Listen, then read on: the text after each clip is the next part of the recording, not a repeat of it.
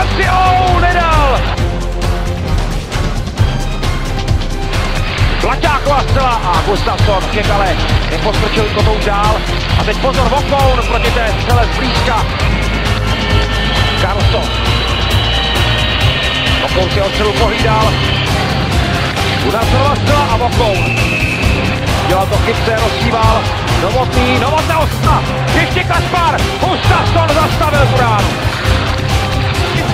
Ještě za Vokounovou bránou. A vypadá to na vážnější konflikt, tak pozor, jenom se nenechat vyprovokovat, protože by mohly následovat disciplinární tresty.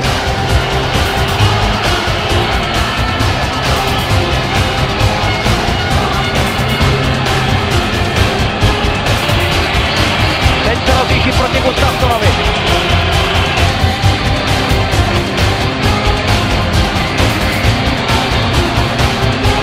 Švédové budou začínat. Celá střídačka se drží kolem ramen.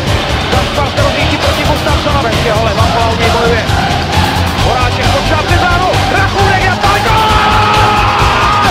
Gól! Rachůnek prostřelil.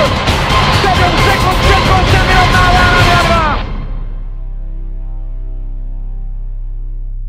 Kurva fandím! Fandím! Kurva.